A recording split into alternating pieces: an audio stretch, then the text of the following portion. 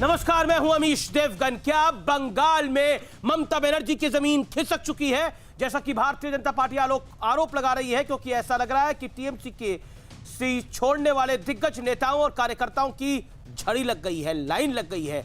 पूर्व मंत्री शुवेंदु अधिकारी, विधायक जितेंद्र तिवारी, मंत्री राजीव बनर्जी, सांसद सुनील मंडल, लिस्ट लगातार लंबी होती जा रही है। और ये कोई छोटे मोटे नाम नहीं है। शुवेंदु अधिकारी ममता बनर्जी के बाद टीएमसी में नंबर 2 के नेता कहे जाते हैं। विधानसभा की 40 से 45 सीटों पर उनका असर सीधा पड़ता है। लेकिन ममता बनर्जी के लिए चुनौती एक तरफा नहीं है, अपने 2 बागी बन चुके हैं। दूसरी तरफ भारतीय जनता पार्टी आक्रामक सियासी रुख अपना चुकी है। 200 प्लस सीटों के नारे को सच्चाई में बदलने के लिए बीजेपी ने अपनी पूरी ताकत झोंक दी है। बंगाल में बंगाल के सभी 78,000 बूथ पर पैठ बनाने के लिए बीजेपी ने जी जान लगा दी है और उससे जुड़ गई है। तो उधर ओवैसी भी बंगाल कूच करने की तैयारी में है। हालांकि ममता बनर्जी उन्हें बीजेपी की बी टीम बता रही है, उनकी हैसियत पर सवाल खड़ा कर रही है। सवाल यह है कि क्या इस चौतरफा चुनौती से ममता बनर्जी निपट पाएंगी? आज इसी पर होगी देश की सबसे बड़ी बहस।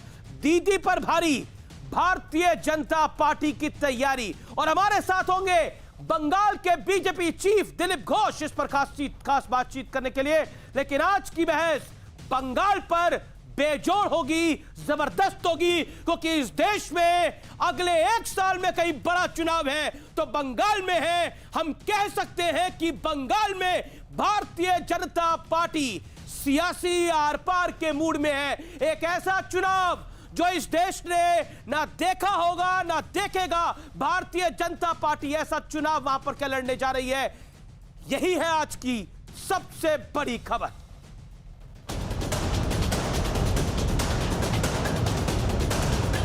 पश्चिम बंगाल में भी आपने आइडेंटिफाई कर लिया कि किस किस जगह का आपको नाम बदलवाना है? बंगाल के प्रति श्रद्धा और सम्मान का भाव हमारा आदिकाल से है। अगर हम गंगोत्री की पूजा करते हैं तो गंगा सागर की भी आराधना करते हैं। तो गंगा से गंगोत्री तक की ये यात्रा पूरी होगी और चिंता मत करिए, हम एक एक करके हर एक स्थल पर पहुंचेंगे और बंगाल में भारतीय जनता पार्टी निश्चित आएगी।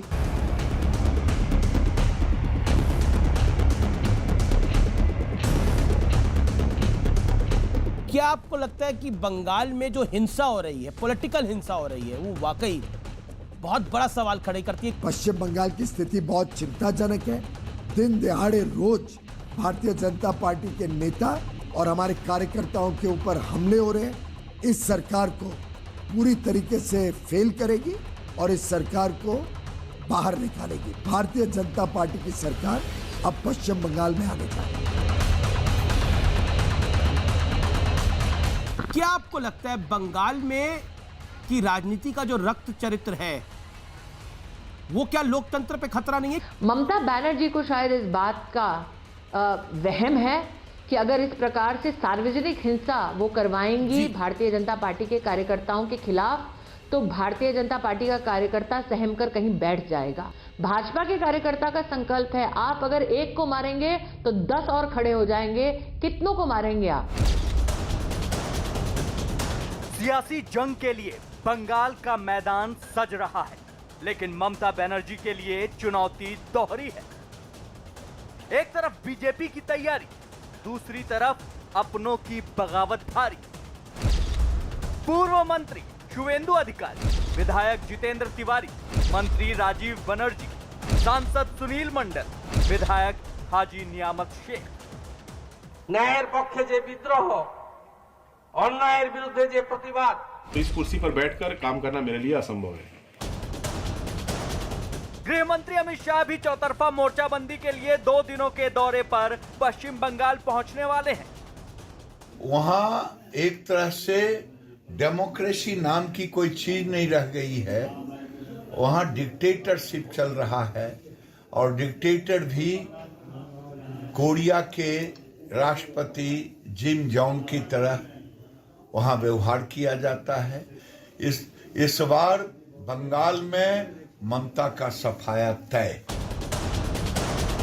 इस बीच बंगाल चुनाव की तैयारी में जुटे ओवैसी भी ममता बनर्जी की मुश्किल बढ़ा रहे हैं।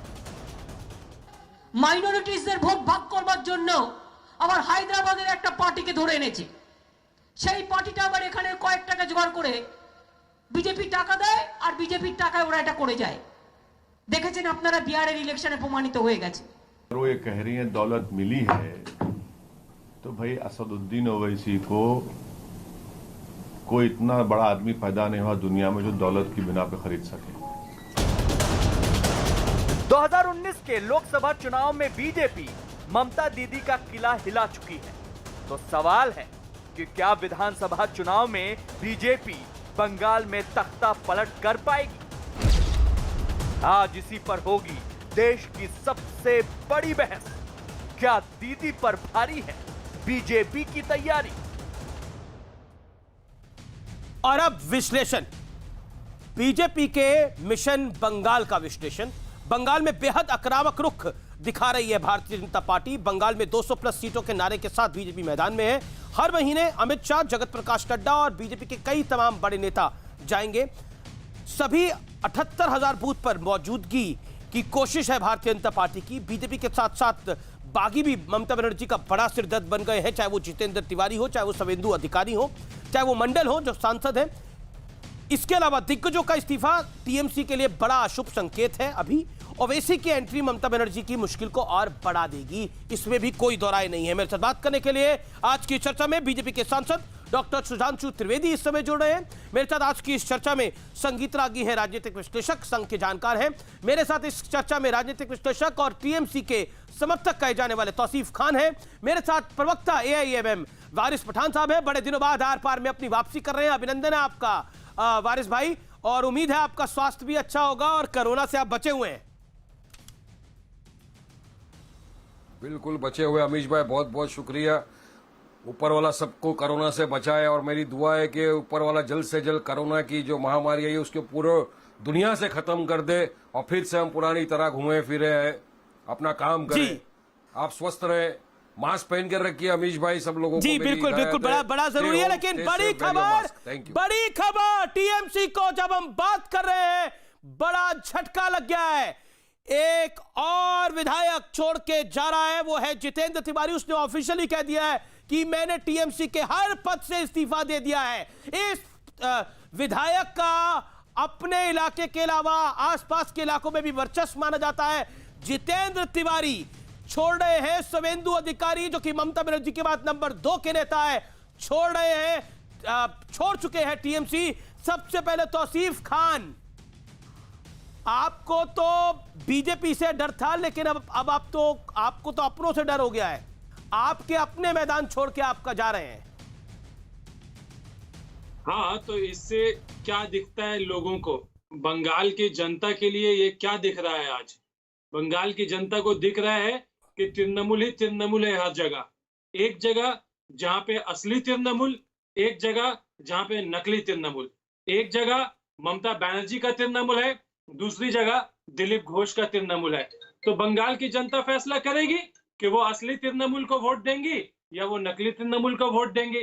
बंगाल की जनता तय करेगी कि वो ममता बनर्जी के तृणमूल को वोट देंगे या दिलीप घोष। दिलीप भाई मेरे साथ जुड़ेंगे, दिलीप दादा मेरे साथ जुड़ेंगे, मैं आपका सवाल भी उनसे पूछ लूंगा। लेकिन मैं अभी आपसे ये जानना चाह रहा हूं, आप खुश हैं इनके जाने से या आप परेशान हैं इनके जाने से? नहीं, देखिए, जब तक तृणमूल में ममता बनर्जी हैं तो तृणमूल पार्टी खड़ी है। और अगर इन नेताओं की कोई हैसियत नहीं है, इन नेताओं की कोई हैसियत नहीं है। शुवेंदु अधिकारी, मंडल साहब, जितेंद्र तिवारी, इनकी कोई हैसियत नहीं है। नहीं, ये देखिए, अभिषेक बनर्जी की हैसियत है, ममता बनर्जी की हैसियत है, नहीं परिवार की हैसियत है, बाकी किसी की हैसियत नहीं। और भी सीनियर नेता हैं तृणमूल में।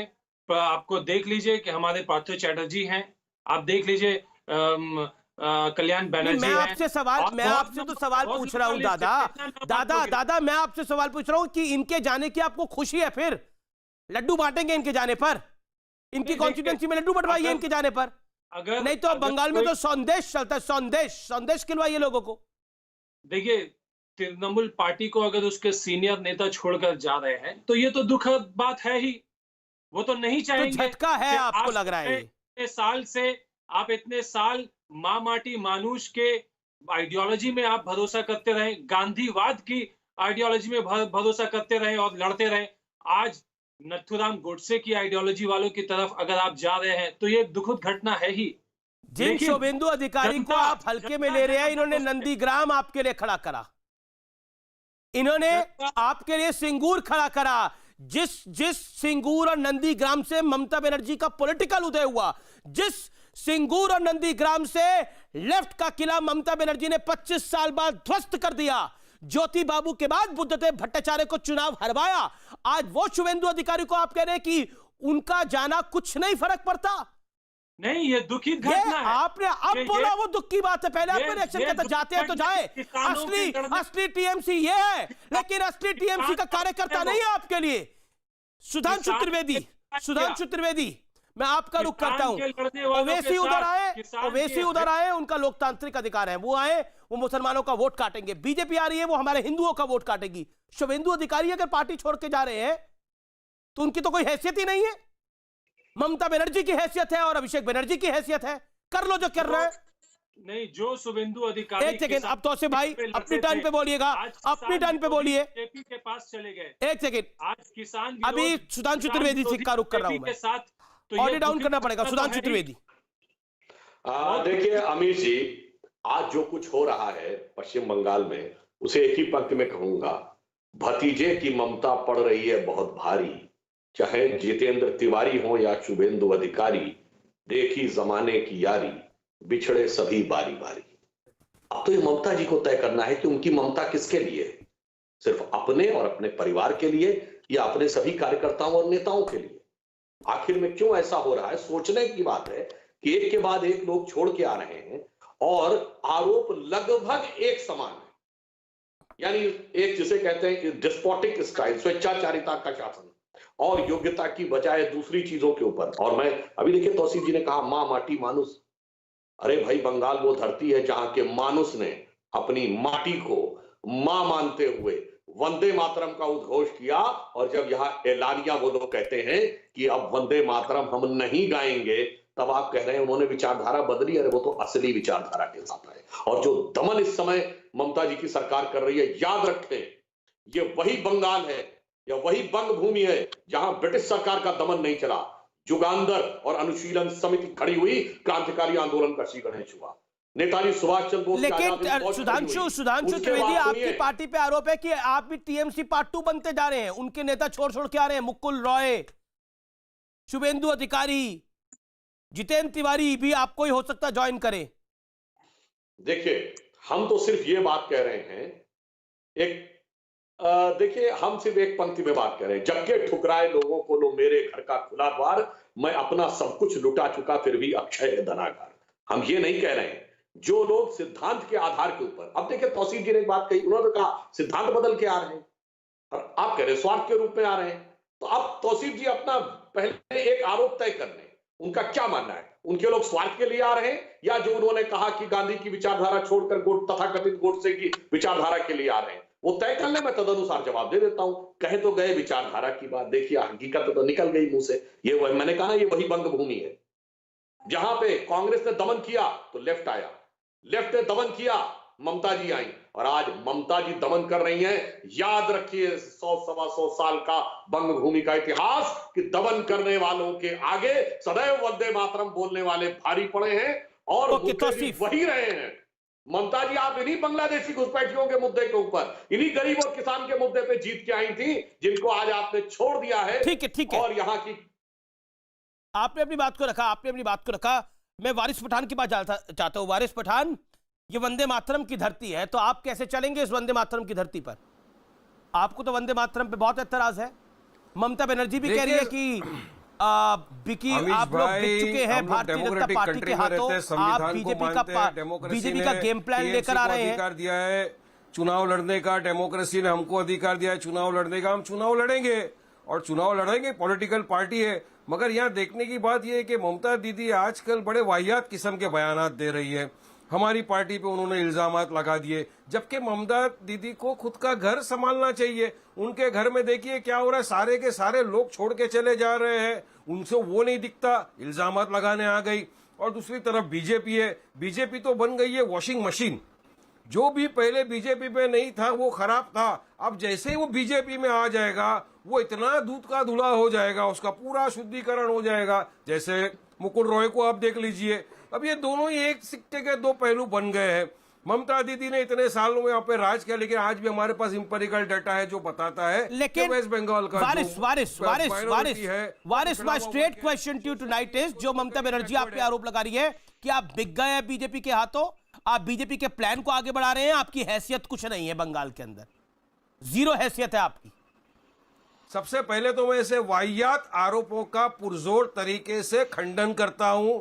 ममता दीदी एक राज्य की चीफ मिनिस्टर है, उनको इस तरह की भाषा नहीं इस्तेमाल करनी चाहिए, मगर भौखलाहट है, डर है, घबराहट है, वो तो सामने आएगा ना। अभी तो हम आए हैं, आगे आगे देखिए होता है क्या, इब्तिदाई शहर होता है क्या, आगे आगे देखिए होता है क्या। अब लड़ने का अधिकार हमको है, हम एक ऑप्शन है आज की तारीख में लोगों के सामने। बिहार में भी इसी तरह की बातें थी, अरे बीटी में, सीटी में, डीटी में, जब डेटा सामने आ गया लोगों ने देख लिया कौन वोट कटवा था, किसने किसके वोट काटे। हमने तो किसी के वोट नहीं काटे, हम तो हमारे बल पे 5 विधायक जीता के लाए बिहार में। फिर आपने देख लिया जीएचएमसी का चुनाव अभी हाल ही में आया हैदराबाद में, वहां पर क्या पोजीशन रही हमारी। सर्जिकल स्ट्राइक करने वाले थे बीजेपी, नाम बदलने वाले थे बीजेपी, हमने डेमोक्रेटिक स्ट्राइक कर दिया, 51 सीटों पर लड़कर 44 सीट पर हम जीत कर आ गए। 87 हमारा स्ट्राइक रेट रहा। 87 किसको बोलते हैं? सर्जिकल स्ट्राइक आपको भा रही है, हमारे साथ है अमित जी, क्योंकि हम विकास की बात करते हैं ना। सुधांशु कुछ कहना चाहते हैं, सुधांशु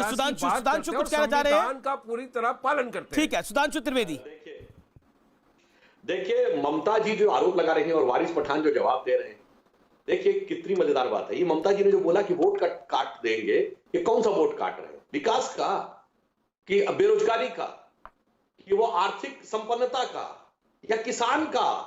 ये कौन सा वोट काटने का आरोप है ओवैसी जी पे? अब तो मास्क हट गया भाई, सिर्फ कोरोना का मास्क नहीं, दूसरा मास्क साफ साफ कहिए, कट्टरपंथी मुस्लिमों का वोट काटने की बात। और ममता जी समझ लीजिए जो बोया वो काटना पड़ता है। आपने ये सोचा था कि मौलवियों को पेंशन देकर, उसके बाद मुहर्रम के लिए दुर्गा प्रतिमा के विसर्जन के जुलूस को रोककर, फिर अपने नेता फरहाद हाकिम के द्वारा मिनी पाकिस्तान अपनी कॉन्स्टिट्यूंसी को कहलाकर, फिर रोहिंग्या के लिए छाती पीटकर, आप सीएनआरसी को छी छी थू थू छी छी थू थू कहकर आप साथ में ले लेंगे मुस्लिम वोट को। तो आ गए उससे बड़े बोलने वाले जो कह रहे ये तो वो वाले जो कहते थे 15 मिनट हटा दो देख लेंगे, जो कहते 20 करोड़ 100 करोड़ पे भारी पड़ेगा।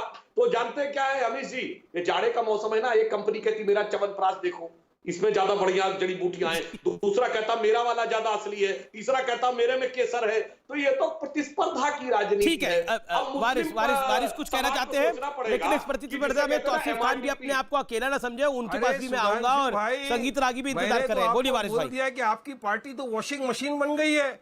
कल तक मुकुल रॉय भी वहां पर खराब थे, आपके पास आते ही एकदम शुद्ध हो गए। जो आपकी पार्टी में आता है तो उसपे से तो सारे केस भी हट जाते हैं, सीबीआई खलास, सीबीआई खलास, और एकदम दूध का धुला हुआ बन जाता है। और क्या राजनीति है, क्या राजनीति? अरे विकास की बात। आज सुधांशु जी आपको सोचना चाहिए कि जो किसान जिसने उगाया था अनाज, वो अनाज खाकर आप और मैं यहाँ पर बैठे और जो डिबेट कर रहे हैं, वो किसान रास्ते पर बैठा हुआ है। मोदी जी को जाकर उसकी समस्याओं का हल करना चाहिए। हमारा भाई है, अगर किसान गेहूं नहीं उगाता, रोटी नहीं उगाता, तो सुधांशु जी आप और मैं यहाँ बैठकर विटामिन की गोली खाकर डिबेट नहीं कर रहे होते। आपको किसान का सम्मान करिए, पहले जाकर उनकी समस्याओं का ठीक है, हल करिए। सुधांशु जवाब 30 सेकंड में जवाब, सुधांशु 30 सेकंड में जवाब, फिर किसी का नहीं हो रहा, संगीत रागी साहब जाता रहे। आपके पास सिर्फ बोलने के लिए बस अल्फाज बोलते रहो।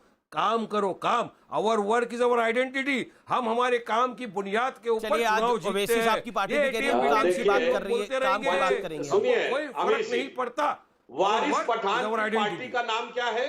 सुनिए, मजलिसे इत्तिहादुल मुसलमीन, यानी मुसलमानों में इत्तिहाद यानी एकता पैदा करना। और मौका पड़ते ही किसान हो जाते हैं, और मौका पड़ते ही किसी के साथ हो जाते हैं। और जहां तक किसान की बात है, मैं विनम्रता से कहता हूं सरकार पूरी तरह संवेदनशील है, सजग है। तेलंगाना भी वह क्षेत्र है जहां बहुत किसान आत्महत्या करते थे, विदर्भ भी वह क्षेत्र है, छत्तीसगढ़ भी वो क्षेत्र है। संयोग से इस समय तीनों विपक्ष के द्वारा संचालित है। कितना किसान आंदोलन हो रहा है वहां? छोटे किसानों को लग रहा है कि उन्हें इससे लाभ है। ठंडी और अगर की रत्ती वजह भर से किसान हमारे आंदोलन किसान होता भाई की जान तो इस चले गई, मीडिया, सुधांशु सोशल जी। मीडिया के दौर में आपने ठंडी की छाड़ वजह दिया से होता हमारे उनको। किसान भाई की जान इसलिए चली मैं गई, कह रहा इसका हूं, जिम्मेदार कौन किसानों है? के प्रति सरकार आपकी पूरी सरकार है। संवेदनशील है, मगर इत्तेहादुल मुसलमीन वाले जब किसान की बात करते हैं तो दिल में बहुत गहरा शक और शुबह पैदा होता है। ठीक है, ओके। संगीत रागी और तौसीफ खान, मैं आपके पास आता हूं। संगीत यही रागी, तो हम पे- एक सेकेंड, वारिस भाई आप अपनी बात को रखिएगा। संगीत रागी का मुझे रुक करना है। संगीत रागी, वॉशिंग मशीन वर्सेस च्यवनप्राश की बात हो रही है, लेकिन ममता दीदी का जो किला है उसमें भारतीय जनता पार्टी एक सेंधमांदी कर रही है। आने वाले वक्त में बंगाल का चुनाव एक केस स्टडी जरूर बनेगा देश के पॉलिटिकल साइंस के स्टूडेंट्स के लिए। आप प्रोफेसर हैं, मैं आपसे जानना चाहता हूं, why Bengal election is important for Bharatiya Janata Party and specially for the right wing ideology? That's my straight question. इतनी ये क्या आन बान शान की लड़ाई है आप लोगों के लिए?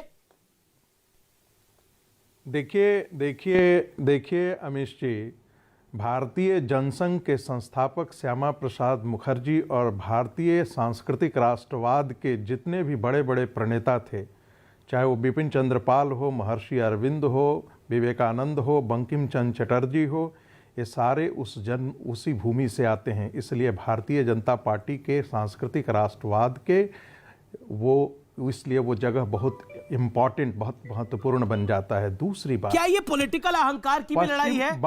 यही संगीत रागी, प्रोफेसर नहीं, मुझे अपनी बात कह लेने दीजिए। बोलिए। देखिए, मुझे अपनी पूरी बात कह लेने दीजिए। मैंने बहुत 17-18 मिनट सुना है। दूसरी बात, 1946 में नोआखाली हुआ था और नोआखाली के बाद ही लगा था कि बंगाल का विभाजन होना चाहिए और बंगाल का विभाजन हुआ। उसके बाद आप देखिए कि 30% की एक मुसलमानों की आबादी ने बंगाल की पूरी राजनीति को हाँकने की कोशिश की है पिछले 10 साल के अंदर। ममता बनर्जी को यह बहुत साफ साफ दिख रहा है, इसलिए उन्होंने कहा ओवैसी आएगा तो मुसलमानों का वोट ले जाएगा, हिंदुओं का वोट भारतीय जनता पार्टी ले जाएगी। यानी ये बता रहे हैं कि मुसलमानों का वोट जो पोलराइज्ड वोट था, उसके कारण हिंदुओं का वोट भी बंगाल में पोलराइज हो गया है। अब मुसलमानों का वोट लेने वाला ओवैसी आ गया है और हिंदुओं का वोट जो है वो भारतीय जनता पार्टी को, इनका भी एहसास है। इसलिए उन्होंने कहा कि मैं क्या कच्चा केला चबाऊंगी। हिंदू मुसलमान में डिवाइड क्रिएट करने के लिए जा रहे हैं, ये सवाल आपसे पूछा जाएगा। नहीं, देखिए बस जो आपने खुद स्वीकारा अभी, 10 सेकंड, मैंने नहीं बोला, आपने बोला। देखिए 10 सेकंड, नहीं, देखिए आप बोलकर, देखिए वारिस भाई वामपंथ और इस्लाम दोनों लोकतंत्र और संविधान का प्रयोग अपने इस्लाम और वामपंथ को आगे बढ़ाने के लिए करते हैं। न उनकी संविधान में आस्था होती है, न उनकी लोकतंत्र में आस्था होती है। इसलिए आपने देखा होगा कि वामपंथी लोग संविधान का प्रयोग करते हैं, लेकिन सत्ता में आते ही वो तानाशाह हो जाते हैं। इस्लाम जहां जहां माइनॉरिटी में है, उससे पहले उस समय वो लोकतंत्र की बात करेगा, लेकिन जैसे ही वो मेजोरिटी में आ जाता है, वो वहां पर सीरिया बना देगा, अफगानिस्तान बना देगा, दूसरे धर्मों के लिए कत्लेआम कर देगा। तो ये चीजें जो है ना, ये बहुत गंभीरता से बंगाल का हिंदू समाज सोच रहा है। तौसीफ, आप डरा क्यों रहे हैं लोगों को? शुभेंदु अधिकारी ने गवर्नर को चिट्ठी लिखी है कि आप मैंने पार्टी छोड़ दिया तो मेरे पे फर्जी केस होंगे। मैं एक विश्लेषण कर रहा हूं। डरा रहे हैं रागी जी, डरा रहे हैं। ये इनका पुराना फॉर्मूला है, विश्लेषण कर रहा हूं मैं, सिर्फ विश्लेषण।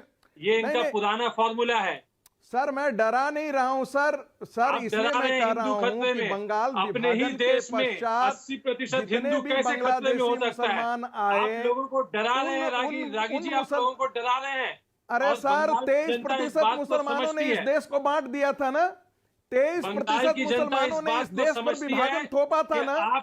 इसीलिए सरदार पटेल जी ने कॉन्स्टिट्यूएंट असेंबली में कहा कि जो माइनॉरिटी देश पर विभाजन थोप सकती है वो कमजोर नहीं है। किसान के हित की बात नहीं करते। नहीं, बिल्कुल सही कहा तौसीफ। एक सेकंड, संगीत रागी, बिल्कुल आपने सही कहा। संगीत रागी होल्ड ऑन। तौसीफ खान, आपने बिल्कुल सही कहा कि एडमिनिस्ट्रेटिव मुद्दों पे बात होनी चाहिए, बिल्कुल एडमिनिस्ट्रेटिव मुद्दों पे बात होनी चाहिए। एक सेकंड, बिल्कुल एडमिनिस्ट्रेटिव मुद्दों पे बात होनी चाहिए। इस बंगाल के अंदर एडमिनिस्ट्रेटिव मुद्दा क्या होना चाहिए? Law and order. बंगाल में एडमिनिस्ट्रेटिव मुद्दा क्या होना चाहिए? वहां पर सेंटर की पॉलिसीज को आप सही से लागू करिए, लेकिन आपके विधायक क्या लिखते हैं रिजाइन करते हुए कि आप सेंटर की पॉलिसी को ठीक से नहीं लागू कर रहे, आप सेंटर की पॉलिसी को इसलिए नहीं लागू कर रहे कि नरेंद्र मोदी का नाम उसमें आएगा। एडमिनिस्ट्रेटिव मुद्दे पे जवाब दीजिए आप। बिल्कुल एडमिनिस्ट्रेटिव मुद्दे की बात होनी चाहिए। साइक्लोन आया, कितना पैसा बांटा आपने? हाँ, मैं बता रहा हूं। साइक्लोन आया, कितना पैसा बांटा आपने? मैं बता रहा हूं। बंगाल के किसान को कितना पैसा बांटा आपने? जितेंद्र तिवारी ने क्या बोला आपको? खुद बोलेंगे, मैं बोलूं? एडमिनिस्ट्रेटिव मुद्दे पे बात करिए आप। Let's talk on administrative issues, no nothing else, direct one on one. हाँ, अभी अगर आप शांति रखो तो मैं बोलूं। टीवी अगर कोई खोले तो उसे पता चले कि अरे बंगाल में हालत बड़ा खराब हो गया है, लॉ एंड ऑर्डर सिचुएशन खराब हो गया, लेकिन टीवी बंद कर दे तो पता चले। हाँ, टीवी तो आप बंद ही करवाना चाहेंगे। आप लोग तो चाहते हैं कि टीवी भी बंद हो जाए, डिबेट भी बंद हो जाए, सब कुछ बंद हो जाए, सिर्फ ममता बनर्जी का द्वार खुला रहे, सब कुछ बंद हो जाए। अब मैं आपको बताता हूँ, आसनसोल को स्मार्ट सिटी क्यों नहीं बनने दिया? क्यों नहीं बनने दिया आसनसोल को?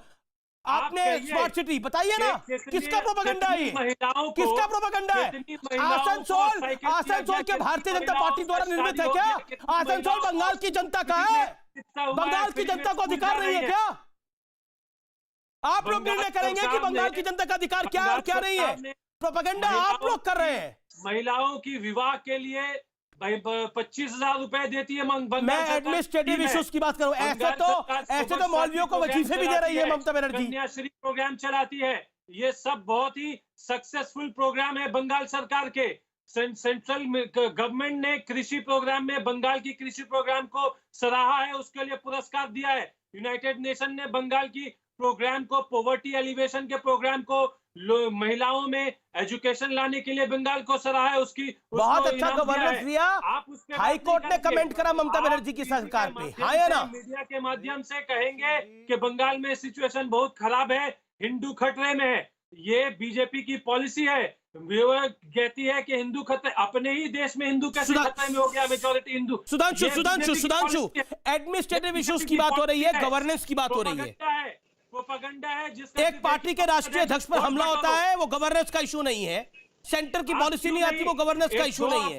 बंगाल में आप सिर्फ बोल रहे हैं हिंदू खतरे में है। संगीत रागी की बात को पकड़ लिया है। बीजेपी के नेता, ठीक है, आपने बोला, आपने तौसीफ खान बोला, 4 मिनट हो गए, बोलने दीजिए सुधांशु को, डॉक्टर त्रिवेदी को, बीजेपी मेंबर ऑफ पार्लियामेंट, बोलिए। बंगाल से लेके और पूर्वोत्तर तक के क्षेत्र में यदि 10 वर्ष के अंदर मुस्लिम पॉपुलेशन में 32% की वृद्धि हुई, जबकि पूरे देश में 3% की वृद्धि थी, तो इसको आप खतरे की कोई घंटी नहीं मानते। और सब बांग्लादेशी घुसपैठिए थे। मैं यूपीए सरकार के समय में कह रहा हूं, असम और बंगाल के राज्यपालों ने लिखा कि किस कदर घुसपैठ हो रही है। उसके बाद आपको वो नजर नहीं आता। मालदा से लेकर आसपास के क्षेत्रों में जिस तरह का डेमोग्राफिक चेंज हुआ है, वो आपको नजर नहीं आता। वो आपको कोई चीज परिवर्तन नजर नहीं आता। और मैं आपको बताना चाहता हूं, ये जो आंख मूंदने की, नहीं डराने नहीं, मैं हकीकत बता रहा हूँ। सच्चाई तो है कि आपने आयुष्मान भारत नहीं लागू होने दिया था। देखिए, ये वही बंगाल था, ये वही बंगाल था जहां 1905 में अंग्रेजों ने राजनीति के चलते हुए बंग भंग किया था, यानी ईस्ट और वेस्ट बंगाल बनाया था हिंदू मुस्लिम आधार पे। मगर हिंदू मुसलमान दोनों ने वंदे मातरम गाते हुए गंगा के तटों पर ऐसा आंदोलन किया कि 6 साल के बाद 1911 में वो वापस लेना पड़ा। मगर उसके बाद जब जिन्ना के आगे घुटने टेकने कांग्रेस से शुरू किए 1920 के बाद, ये वही बंगाल था जहां 16 अगस्त 1946 को डायरेक्ट एक्शन डे हुआ। सबसे इतिहास का काला अध्याय, खुलेआम कत्लेआम सोहरावर्दी के हाथ में। जनाब आंखें मूंदे रहे और आखिर में वहां से लेकर नोआखाली तक क्या क्या हुआ। इसलिए मैं कह रहा हूं, यह बंग भूमि का इतिहास ये दर्शाता है कि जो हकीकत में दिखाई पड़ रहा है उससे आप आंखें मूंदे रहेंगे तो सारा विकास कथरा कथरा रह जाएगा। बताइए, कोलकाता सबसे विकसित औद्योगिक शहर था, हम लोग बचपन में पढ़ते थे। 30 साल में कम्युनिस्टों ने एडमिनिस्ट्रेटिव मुद्दा सब ध्वस्त कर दिया। तब कोलकाता सबसे आगे था। आज मुंबई तो छोड़िए, चेन्नई तो छोड़िए, बेंगलोर, अहमदाबाद, हैदराबाद, दिल्ली, गुड़गांव सबसे पीछे हो गया। और 10 साल में कौन सी उपलब्धि ममता जी लेके आई इस विकास के लिए? इसलिए मैं कह रहा हूं, विकास करना है और विनाश से रोकना है, दोनों चीजें समान रूप से। तौसीफ खान रिप्लाई। तौसीफ खान, एडमिनिस्ट्रेटिव, आप मुझे बताइए, जो बड़ा इंपॉर्टेंट है, क्या आपको लगता नहीं है कि सिचुएशन आउट ऑफ कंट्रोल है? चाहे वो पब्लिक इन्वेस्टमेंट की सिचुएशन हो, चाहे वो प्राइवेट इन्वेस्टमेंट की सिचुएशन हो। दूसरी इंपॉर्टेंट बात, कहीं ना कहीं एडमिनिस्ट्रेटिव, आप एडमिनिस्ट्रेशन की बात करते हैं, किसान निधि, किसानों को पैसा जाना था, नहीं गई। आयुष्मान भारत लोगों के लिए भले के लिए था, एडमिनिस्ट्रेटिव पॉलिसी है, नहीं करने होने दिया आपने। छोड़िए ना हिंदू मुसलमान, बात करिए असल मुद्दों की। तो बंगाल का हाल क्या है?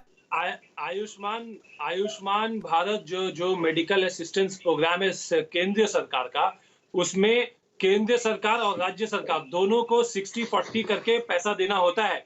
और उसका अल्टरनेट देखिए, जो ममता सरकार ने जो प्रोग्राम लाया है जो मेडिकल असिस्टेंस का, वो तो आयुष्मान भारत से ज्यादा बेहतर प्रोग्राम है। तो 5 लाख रुपए का तो इंश्योरेंस में कवरेज मिल ही रहा है, लेकिन वहां पे स्मार्ट कार्ड बना दिया जाता है। ठीक है। संगीत रागी 20 सेकंड, संगीत रागी 20 सेकंड रिप्लाई।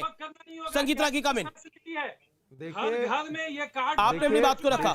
देखिए अमीश जी, देखिए अमीश जी, सबसे महत्वपूर्ण बात यह है, देखिए अमीश जी, सबसे महत्वपूर्ण बात यह है कि बंगाल की धरती पर बांग्लादेश से आए हुए कई पॉकेट्स बन गए हैं। अभी वो कह रहे थे कि खतरा कहां है। मैं उनको सिर्फ इतना बताना चाहूंगा कि टीवी राजेश्वर की रिपोर्ट पढ़ लीजिएगा। सर सुनिए ना, टीवी राजेश्वर की रिपोर्ट पढ़ लीजिएगा। वो बंगाल के गवर्नर भी थे, आईबी के डायरेक्टर थे। उन्होंने लिखा है बैक टू बैक, उस अखबार का नाम नहीं लूंगा, 1998 के दिसंबर महीने में बैक टू बैक दो अखबार में उन्होंने लिखे थे कि सीमावर्ती क्षेत्रों के हिंदू जो हैं वो भाग करके औने पौने दाम पर शहरों की तरफ जा रहे हैं, और उस पश्चिम बंगाल के मुसलमान बांग्लादेशियों को बसा रहे हैं, उनको राशन कार्ड मुहैया करा रहे हैं, मतदाता सूची में नाम लिखवा रहे हैं। और टीवी राजेश्वर कांग्रेस के समय के बंगाल में गवर्नर थे, बीजेपी उसी वोट बैंक पर आपकी नजर है? हिंदू रेफ्यूजीज हैं जो रेफ्यूजी कॉलोनी में रहते हैं, ये लोगों ने कहा कि हम लोग वोट कटवाए। ओके, आपने अपनी बात को रखा। मैं पूछना चाहता हूं कि अभी जो हाल ही में लोकसभा के चुनाव गए, उसमें तो हमारी पार्टी वहां पर चुनाव नहीं लड़ी, तो फिर क्यों ये लोग 18 सीटों पे हार गए?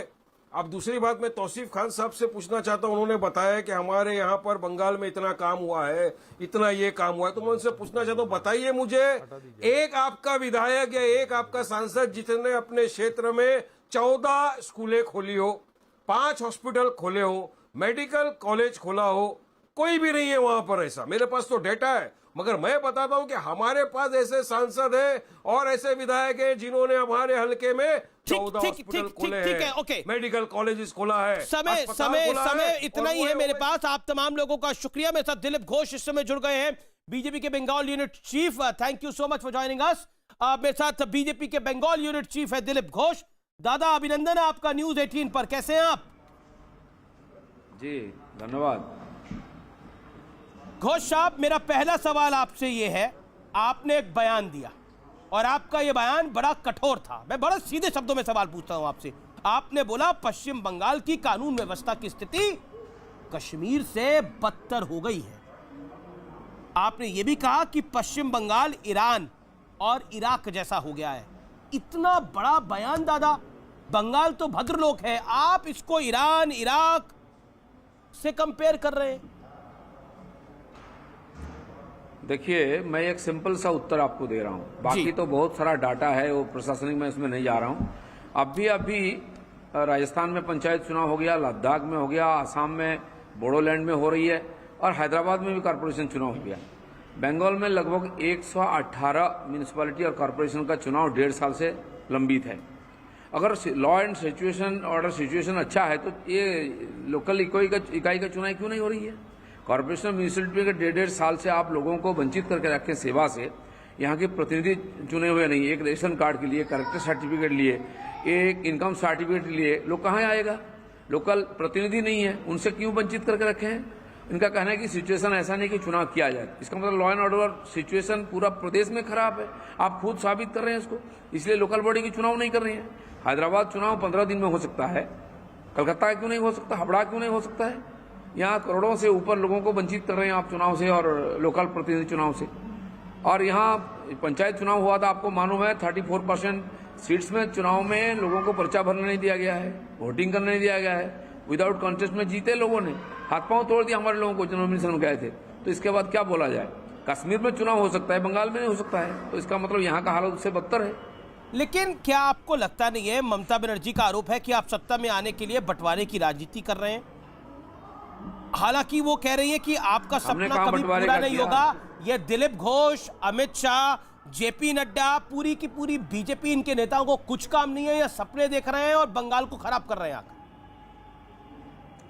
नहीं, देखिए, वो जिस घटना से प्रभावित होकर इस प्रकार बातें कर रही हैं, उनके मंत्री, एमपी, एमएलए पार्टी छोड़ रहे हैं।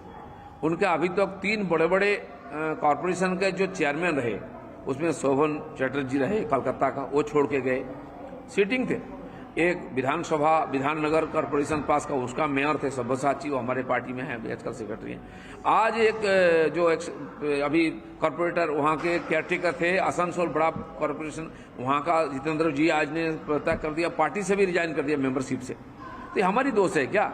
असल में हमको आप पोर्च कर रहे हैं, राजनीति कौन कर रहा है? देखिए, आप टीएमसी तोड़कर टीएमसी बना रहे हैं। बीजेपी भी टीएमसी का ही भाग होगा। साहब देखिए, उनके 3 सीटिंग एमपी हमारे पार्टी में तब शामिल हुए।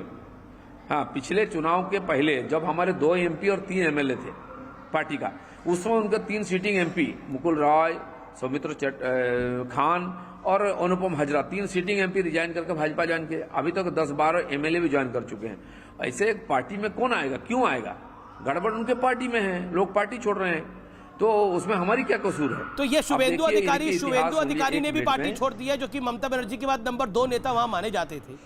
ये क्या शुभेंदु अधिकारी भी बीजेपी में आएंगे? तो मुकुल राय उस समय 2 नंबर थे पार्टी में, वो क्यों छोड़ के आए? एक शुभेंदु अधिकारी भी आएंगे क्या बीजेपी में? तो बंगाल में जितनी म्यूनिसिपैलिटी, अब तो अटकलें लगाया जा रहा है। तारीख भी लोगों ने बता दिया, 17 तारीख ज्वाइन करेंगे। मुझे नहीं मालूम आएंगे नहीं आएंगे और कितने लोग आएंगे, तो आप खुलासा कर रहे हैं कि आप वो ज्वाइन करेंगे? ये तो आप खुलासा कर रहे हैं, क्योंकि इसके पहले कई बड़े बड़े नेता आ चुके हैं। तो शुभेंदु अधिकारी भी आ रहे हैं? है, हम स्वागत करते हैं उनको। उनके जैसा जुझारू सफल नेता अगर हमारे पार्टी में शामिल होते हैं तो ये परिवर्तन में और थोड़ा तेजी आएगी।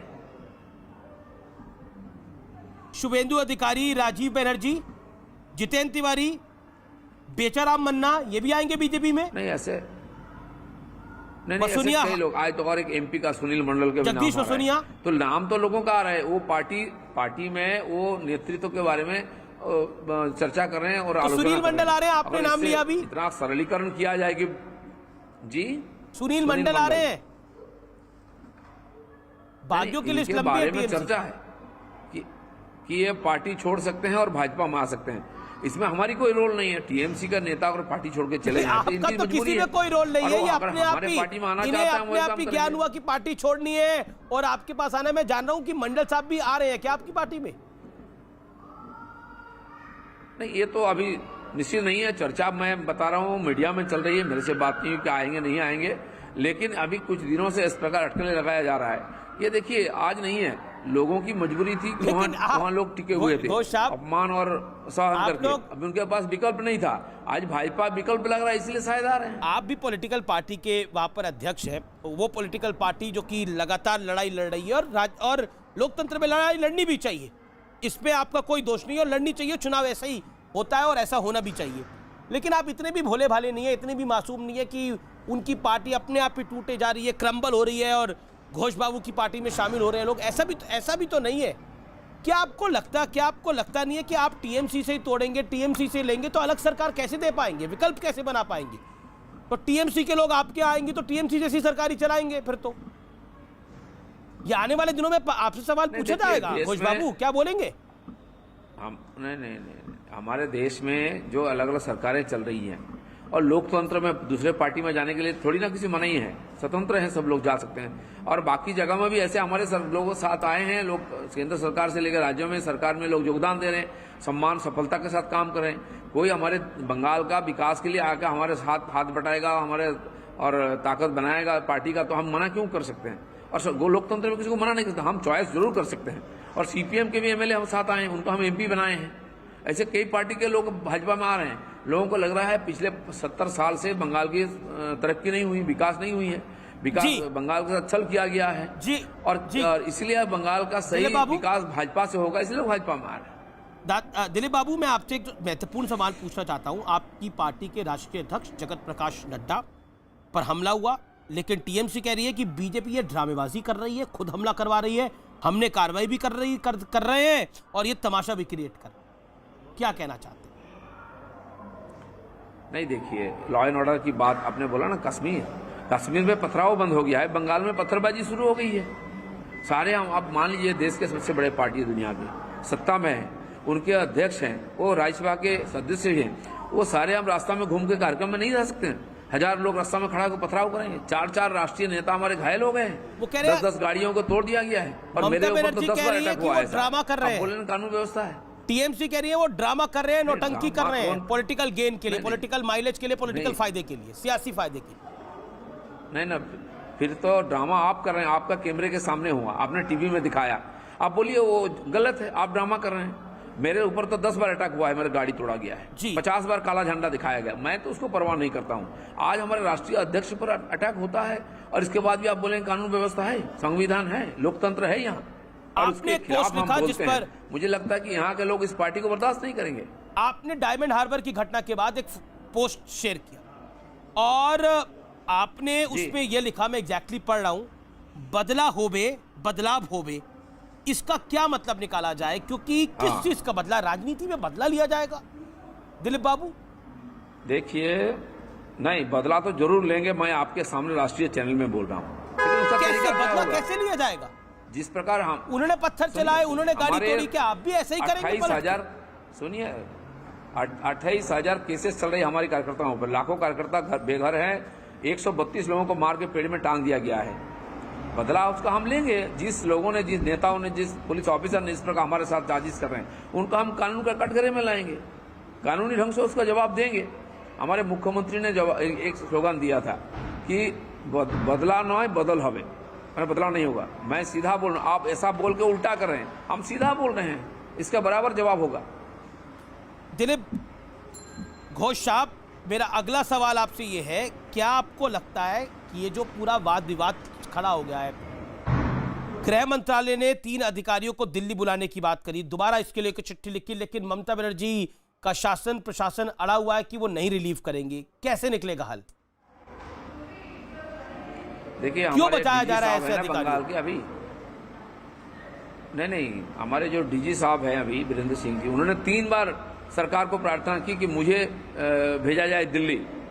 आज वही काम हमारी सरकार कर रही है और इन तीनों अधिकारी इस घटना की जिम्मेदार थे। इनको तो कटघरे में खड़ा करना चाहिए कि कैसे ऐसे बड़े नेता के साथ इस प्रकार जब होता है आक्रमण, आप कहाँ क्या थे, कहाँ कर रहे थे? या तो आप पॉलिटिकली मोटिवेटेड है, या तो आप गैर जिम्मेदाराना काम करते हैं, आप ड्यूटी से मुकरते हैं, और इसलिए उनको डिप्यूटेशन जो मंगाया गया है ये केंद्र सरकार का हाथ में है, क्योंकि ये IAS IPS सरकार के हाथ में आती ही है, तो कब भेजेंगे कब बुलाएंगे उनके हाथ में है। लेकिन हमारे चीफ मिनिस्टर की एक आदत है, कोई भी काम हो वो चीफ मिनिस्टर को बुलाने से वो विरोध करेंगे। चीफ सेक्रेटरी नहीं जाते हैं, DM नहीं जाते हैं, फाइनेंस मिनिस्टर नहीं आते हैं केंद्र का बैठकों में, उसमें हमारा विकास में उसमें विघ्न आता है। ये इनकी राजनीति है, लेकिन बर्दाश्त नहीं यहाँ के लोगों की। लेकिन दिलीप घोष जी, गवर्नर की भूमिका को लेकर भी, जगदीप धनखड़ साहब की भूमिका को लेकर ममता बनर्जी लगातार सवाल उठाती है, TMC लगातार सवाल उठाती है, क्या कहना चाहते हैं आप उसमें? देखिए, संक्षेप में ममता बनर्जी की गलतियों पर जो उंगली करेगा, ममता बनर्जी की गलतियों का पर जो उंगली उठाएगा, जो उनका आलोचना करेगा, वो उसको बर्दाश्त नहीं करेंगे। गवर्नर के बारे में क्या क्या शब्द प्रयोग करते हैं उनके नेता और खुद ममता बनर्जी, मेरी शब्दों को आप बोल रहे हैं, ममता बनर्जी जिस प्रकार शब्द प्रयोग करते हैं किसी सभ्य जगत में ऐसा नहीं होता है। और गवर्नर साहब बोलते हैं कि मैं अपने संविधान का दायरे में काम कर रहा हूं। अगर इस प्रकार गैर संवैधानिक काम कर रहे हैं उसके लिए सुनने वाले ऊपर है, सरकार है, माननीय प्रेसिडेंट है, उनसे बात क्या है, सिस्टम में जाए। उनको व्यक्तिगत रूप से गाली देना, उनका गाड़ी को रोकना, गाड़ी ऊपर काला झंडा दिखाना, ये लोकतंत्र में संभव लगता है? क्योंकि कैलाश विजयवर्गीय कह चुके हैं, आपके कई नेता स्टेट के कह चुके हैं कि आपको लगता है राष्ट्रपति शासन लगना चाहिए बंगाल के अंदर चुनावों से पहले? नहीं, लगना चाहिए नहीं चाहिए, देखिए हमारी पार्टी की जो सिद्धांत रहा है, मैंने भी कभी नहीं डिमांड किया है, हम लोकतांत्रिक पद्धति से लड़ करके सरकार को बदलेंगे। लेकिन आज जो स्थिति बन रही है, आप पानी तो सर के ऊपर से चला गया है। अब सामान्य लोग जो बोल रहे हैं कि राष्ट्रपति शासन चाहिए, नहीं तो फ्री फेयर इलेक्शन नहीं हो पाएगा, लोगों की मन में डर आ रही है। राष्ट्रपति शासन लगना चाहिए, कि नहीं लगना चाहिए? नहीं, हम कभी डिमांड नहीं किया, हम करेंगे भी नहीं। ठीक है, आज हम डिमांड नहीं कर रहे, लेकिन ममता बनर्जी इस प्रकार सिचुएशन बना रही है कि यहाँ राष्ट्रपति शासन बने, वो शहीद बनकर फिर जीतेगी। आप लेकिन पर बड़ा आरोप है, नहीं देगी। आप पर बड़ा आरोप है, आपके नेताओं पे बड़ा आरोप है कि आप लोग हिंदू मुसलमान कर रहे हैं। योगी आदित्यनाथ आते हैं, ममता बनर्जी कहती है कि किसी को कोई काम नहीं है, ये लोग सब यहाँ पर आते हैं और यहाँ पर कम्युनल डिवाइड क्रिएट करने के लिए आ रहे हैं। और तो ये सार्वजनिक आरोप भी है कि आप हिंदू मुसलमान का डिवाइड कर रहे हैं, पोलराइज करना चाहते हैं चुनाव। नहीं, कोई नेता हमारे ऐसे हैं, राष्ट्रीय से लेकर प्रदेश, तो किसी का बयान दिखाया कि हम इस प्रकार बात किया है कि डिवाइड का।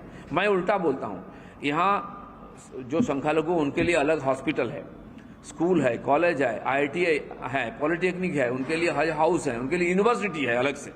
तो आप बोलिए कौन हिंदू मुसलमान कर रहा है? ये ममता बनर्जी ने की है। अभी मुआजिम और इमाम का अलग से भत्ता दिया जा रहा है। जानबूझकर उनको हिंदुओं का विरोधी दिखा रहे हैं और आप कह रहे हैं कि ये सिर्फ एक ही वर्ग की बात करती हैं, एक ही ये तुष्टीकरण करती हैं। नहीं, देखिए, आप मुसलमानों के लिए अलग रिजर्वेशन देंगे, सुविधा देंगे, और हिंदुओं का दुर्गा पूजा में विसर्जन करने नहीं देंगे। सरस्वती पूजा स्कूल में बंद कर देंगे, 50 साल से चलते आया है। हिंदुओं तो त्योहार के, राम मंदिर की जिस दिन स्थापना शुरू हुई 5 अगस्त को, उस दिन आप यहाँ लॉकडाउन लगा देते हैं, तो आपको क्या बोलेंगे? आप ही तो इसी है। तो आप आपके व्यवहार से साबित करते हैं कि आप क्या है। लोग इसलिए उंगली उठाते हैं, हम भी ऐसे विरोधी आपका आलोचना करते हैं, आप इसका काट दीजिए। अच्छा, असाउद्दीन ओवैसी को आपकी बी टीम कहा जा रहा है। ओवैसी साहब की बंगाल में एंट्री को आपकी बी टीम माना जा रहा है। वो मुसलमानों के वोट छिटकाएंगे ममता बनर्जी के, और उनको नुकसान होगा इससे और आपको फायदा। ओवैसी जी एक पार्टी चलाते हैं, देश के संविधान के अनुसार कहीं भी जाकर वो पार्टी कर सकते हैं, चुनाव लड़ सकते हैं। ममता बनर्जी आसाम में जाकर चुनाव लड़ी थी, यूपी बिहार में कैंडिडेट खड़ा की थी, और झारखंड में कोई तो ऐसा बोला नहीं है। अगर बंगाल में लगा किसी को कि मुसलमानों को तरक्की नहीं हुई है, साचार रिपोर्ट भी यही बोलती है, हम भी बोलते हैं, तो अगर मुसलमानों की हिमायती कोई आता है यहाँ तो उसको रोकिए, आप लोकतांत्रिक ढंग से रोकिए। तो हमारा भी टीम नहीं है, हम तो एक ही टीम है, उसी टीम हराएगा ममता बनर्जी को। ठीक है, ममता सरकार के मंत्री सुब्रत मुखर्जी कहते हैं, उन्होंने कहा कि बीजेपी अगर विधानसभा चुनाव नहीं जीती तो ममता बनर्जी की हत्या करवा सकती। देखिए, ममता बनर्जी के पास कोई इशू नहीं है अभी, इतना सुब्रत मुखर्जी ने बोला चुकी है, इतना भ्रष्टाचार है, तो उन्होंने अपना इमेज बनाने के लिए प्रयास किए, सिंपैथी वोट लेने के लिए कर रही है। उनकी नाटकबाजी या बंगाल के लोग जानते हैं, कुछ नहीं हुआ है, बैंडेज मार के, नया कपड़ा फाड़ के लोगों का सिंपैथी ली है। आखिरी सवाल दादा, आखिरी सवाल कर रही है फिर, लेकिन इस नाटक जान गए लोग। दादा आपसे आखिरी सवाल, दिलीप बाबू, बंगाल के लोग स्पष्ट बात करने के लिए जाने जाते हैं, अगला सीएम बंगाल में कौन होगा अगर बीजेपी चुनाव जीतती है? तो या आप चेहरे के साथ उतरेंगे? क्या दिलीप घोष के चेहरे के साथ उतरेंगे, मुकुल रॉय के चेहरे के साथ उतरेंगे, किस चेहरे के साथ उतरेंगे, या कोई नया चेहरा होगा? नहीं, देखिए, ज्यादातर स्टेट में ऐसा हुआ है जहां पहली बार हम जीते, पहले से कोई चेहरा घोषणा नहीं किया है। जोगी जी का चेहरा भी नहीं घोषणा किया था हम लोग, महाराष्ट्र में नहीं किया था, झारखंड में नहीं किया था, लोगों ने जिताया। और पार्टी की एक व्यवस्था है, वरिष्ठ नेता बैठ के तय करते हैं और विधायक दल तय करते हैं नेता को, और जिसको नेता आप चेहरा है किया जाता है उन्हीं को। घोष बाबू आप चेहरा है? चेहरा तो नहीं, चेहरा तो पब्लिक तय करती है और पार्टी तय करती है। मुझे पार्टी ने अध्यक्ष का जिम्मेदारी दिया है, जी, मैं वही काम कर रहा हूँ। बहुत बहुत शुक्रिया, बहुत बहुत अभिनंदन आपका हमारे साथ जुड़ने के लिए। दिलीप घोष थे हमारे साथ सुपर एक्सक्लूसिव। एक ब्रेक के लिए रोक रहा हूं, ब्रेक के बाद बिहार पर जारी है।